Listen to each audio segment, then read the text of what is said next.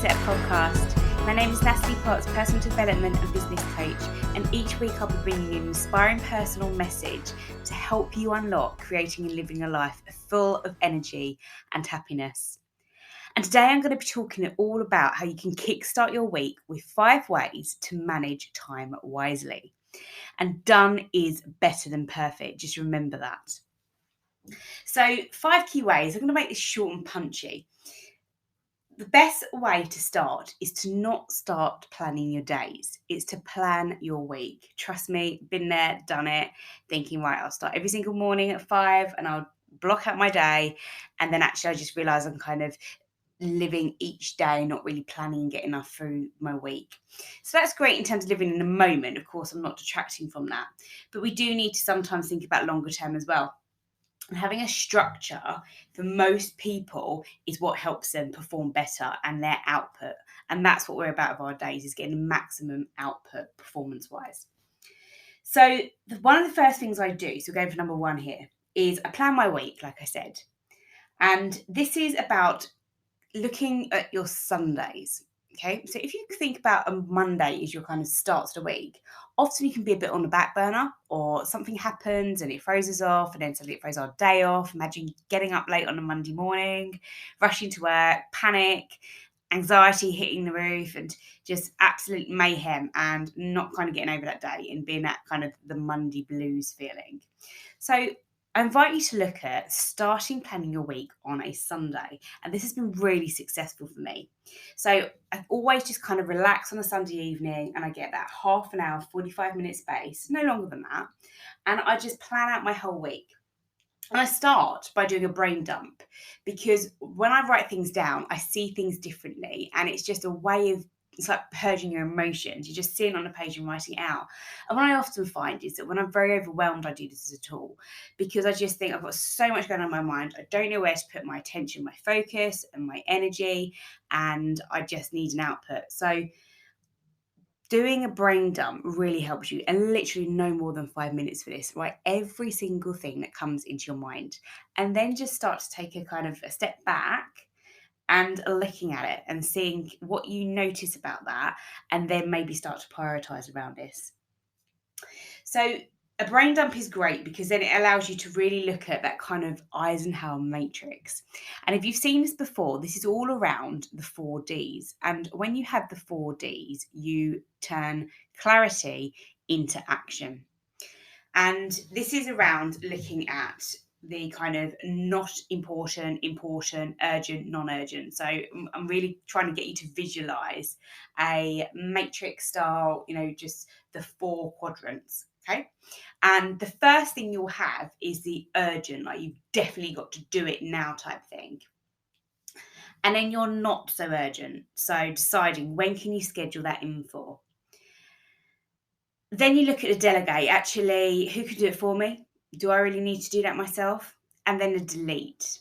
So that's around eliminating things, thinking, actually, I don't need to do that.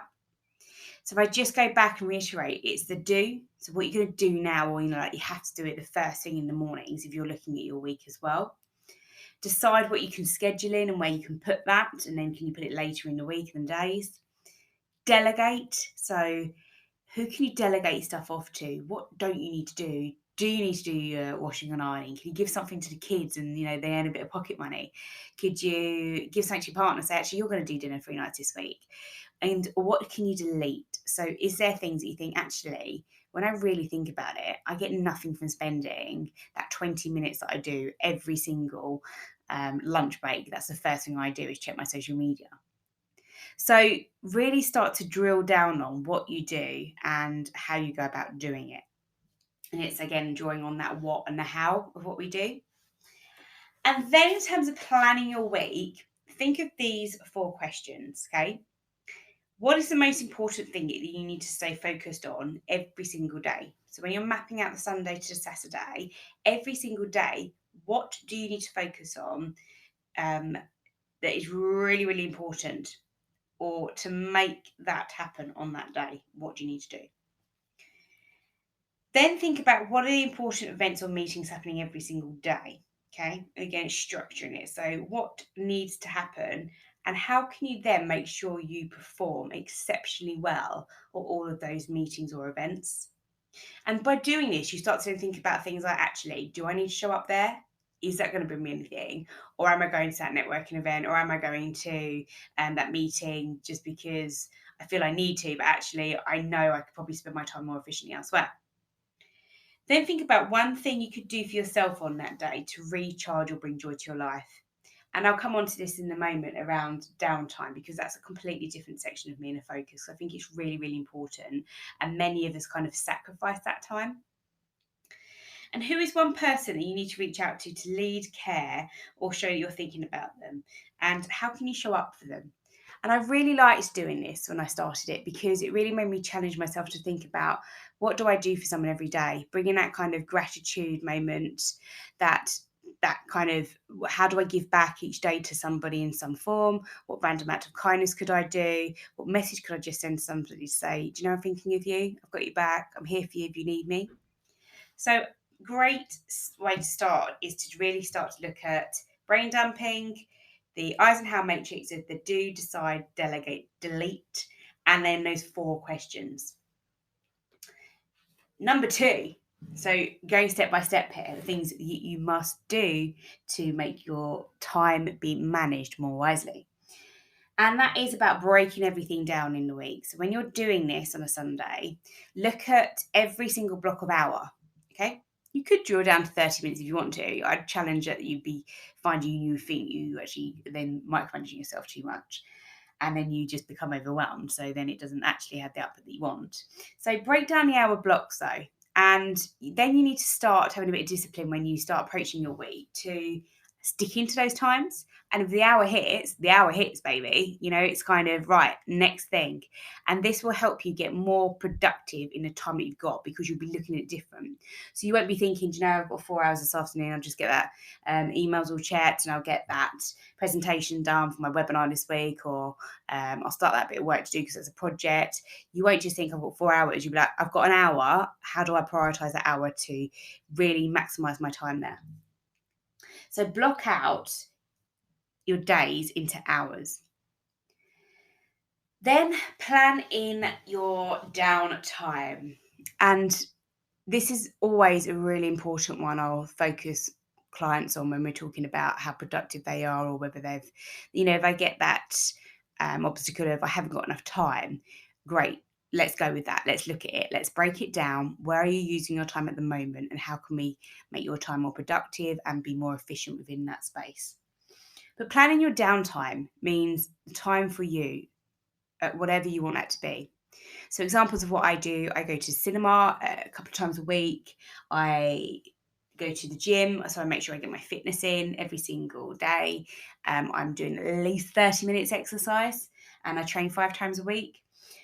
Friends, so I plan in when I see my friends, and I make sure that I see someone, and I actually now start to plan in when I'm going to speak to somebody. So in the morning, I'll always listen to an audible or podcast generally, and then in the evenings, when it's kind of my switch off, if I'm commuting or driving or whatever, I will actually plan that time and just have a bit of spontaneity in that I can even listen to some music I want to listen to, or I will actually just call a friend. And sometimes I'll plan that in, because if I don't plan it in, I won't do it. And that sounds quite trivial, and it felt quite trivial to do it at first when I started it, but actually I get so much more fulfillment just by actually doing it, opposed to thinking I didn't phone them, I really should have, or I haven't spoken to them in 2 weeks and I need to speak to them. And it helps in building relationships and not just being so work driven. And again, that's something I've had to work on, is not just being so work mentality, and actually making sure that I do invest the time into my friendships and the relationships I have with my family, because it's so important to me. It's one of my strongest values, is family and friends. I plan in food time, so I plan when I'm gonna cook my food, because I like living healthy. I like making sure I eat good food, and I like cooking. I enjoy it, and it's a release for me. But I make sure that I think, actually, I know I've got half an hour, or I'm going to batch cook at some point throughout the week. Tends to be maybe like a Monday or a Wednesday, depending on how my weeks go. And being spontaneous. So having that time in there, whether you call it me time or you just have spontaneity, whatever, or just a few hours blocked, And I remember there was a time last year when I was getting ready for a photo shoot, and I was messaging my coach, and I was like, I'm just having the worst week. I'm absolutely knackered. I feel drained. I can't focus. Work is insane. I'm training, and yeah, life is just getting on top of me. What do I do? And they were like, what do you do for fun? And I was like, what do you mean, what do I do for fun? And I thought, I don't know. And then they said, I want you this weekend to do one spontaneous thing. And 2 days afterwards, I went back to him and said, I did something spontaneous. And he was like, what did you do? And I was like, I got the earlier train up to London to go and see a friend. And he was like, good start. But to me, it was just, I was really excited that I did that, because I just thought, I'm going to go earlier. I'm going to stop what I'm doing, just go up to town. And yeah, it felt really good. Again, I know it seems trivial to some people, but you have to start small and build. And again, it's definitely something I do now. I just think it's a couple of hours, like, well, then I'm going to leave those couple of hours and just do what I want to do. A Sunday has become my main day for complete chill. So I never train or go to gym on a Sunday. It's rest day, unless I really, really wanted to for some reason. I wouldn't say no, but I tend to make sure it's my rest day, and it's my time when I volunteer with Shout, and I see family on a Sunday most of the time as well. So it is that complete me time and just switching off and getting ready for my week, and again incorporating this into my evening and enjoying doing it, not feeling it's a chore. I sometimes think people think that this becomes a chore in itself, is planning our time wisely, and we need to look at that differently.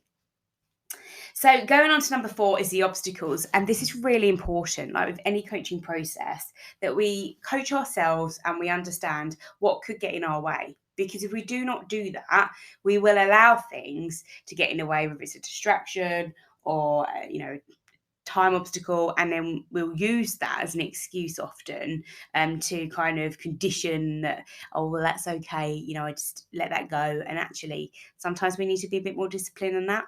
So by being more aware of it and saying, what are my obstacles going to be this week, we can avoid any of this happening to us. And again, it's about managing our time wisely. And sometimes when we want to look at distractions, we just need to ask a few key questions. So refuse to let distractions in your life hold you back, okay? Set hard boundaries. So when are you really available? And to bring this to life a bit more, think about examples of, when will I turn my phone on to airplane mode? So I know this sometimes when I'm doing a lot of content, or if I'm doing videos, or if I'm obviously with a client, my phone is completely off. I make sure all of my apps on my laptop are off, and there's nothing pinging. When I'm doing the podcast or I'm doing a webinar, I make sure everything is off that would distract me from being in that moment with somebody or on my own time. So really think about examples of how you will go about avoiding these distractions and obstacles coming into your way. And then think about things maybe like when you're in certain meetings, or you're, maybe in a gym. So let's take the example of, I just said then, a meeting that what could you be distracted by in a meeting? Again, could it be something, your other work phone going off, or the apps and the emails pinging? What could it be that you need to stay disciplined on? And things like, I won't check my emails. So I don't check emails probably, I'd like to say, 5 times out of 7 a week. It's quite specific, but it's definitely something I've worked on. I don't check emails before kind of 7 o'clock, or if I've been up a couple of hours, I do all of my morning routine and then I'll check emails, because nothing is that urgent. If it is that urgent, they will ring me. They will have my contact details to get through to me if it is that urgent. So I don't do any emails before. And sometimes you might want to think about not taking calls for a certain time. I know sometimes when I'm in now the word's not conflict, let's use a better word here. But if I'm maybe having a bit of a debate, or someone's maybe slightly frustrated me or annoyed me, because we're all human here. I'm not going to say that no one does annoy, no one doesn't annoy me, because they do. But I will try to first think about, how do I manage myself within that first? And how do I get the best out of that person? And often I know that when I do things first thing in the morning, or reply to messages in the morning, if they're, that type of, like I said, you're a bit annoyed or frustrated, I'm probably not going to react in a good way. I have less patience in the morning. It's really interesting.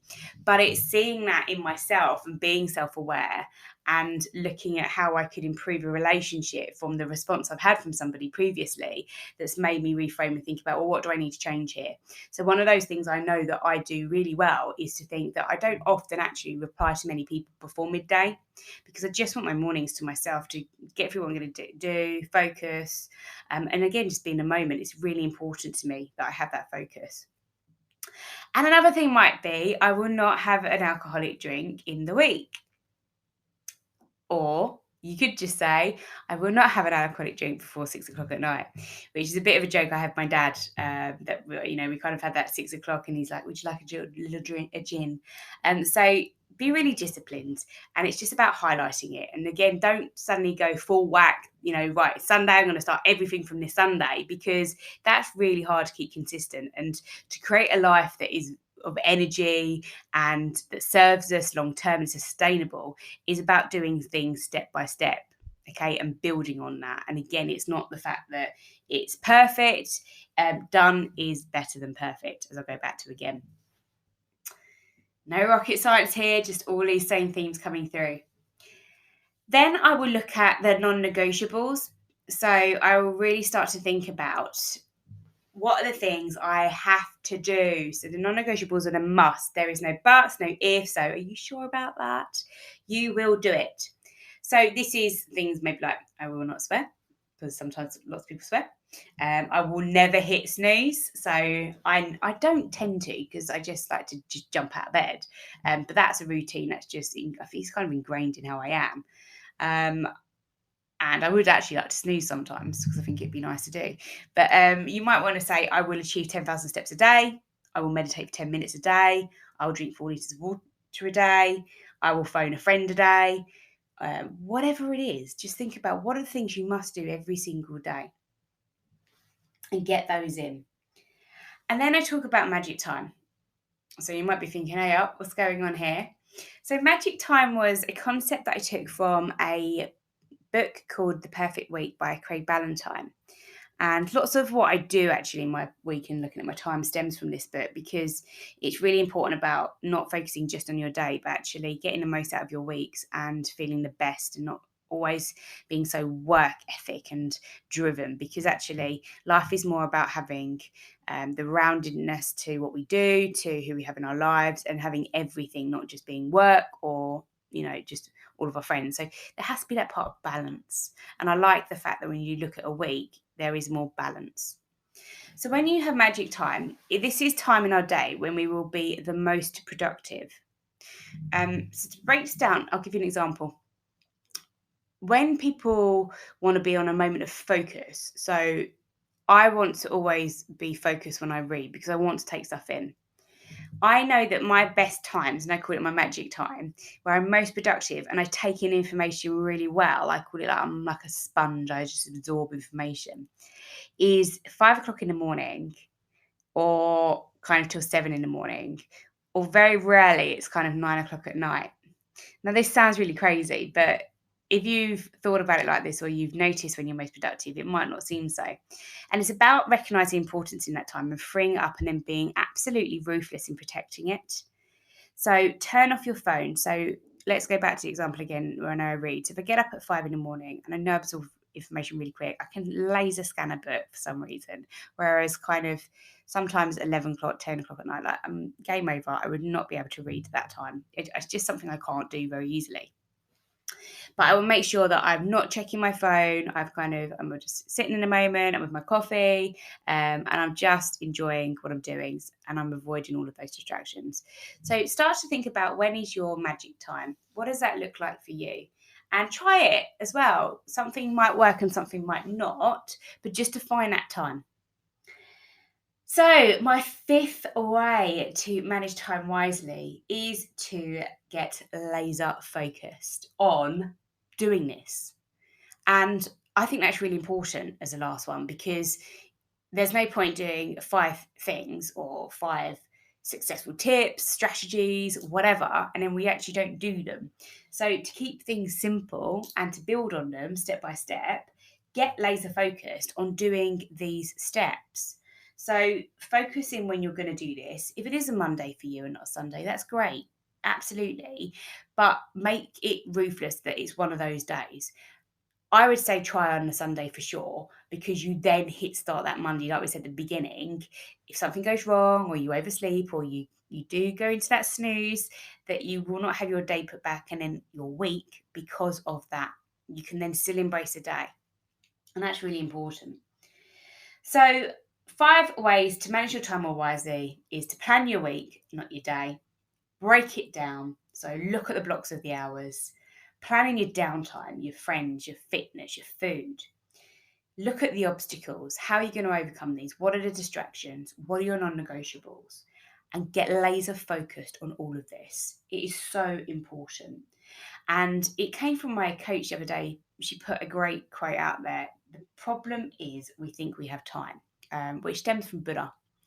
And I just thought that was really key in terms of thinking, yeah, it's really true. I need to be more focused and have, real discipline with what I do, because I've got great goals. I believe in my mission and what I'm trying to do. And I love what I do. So I don't see this as work, work, work.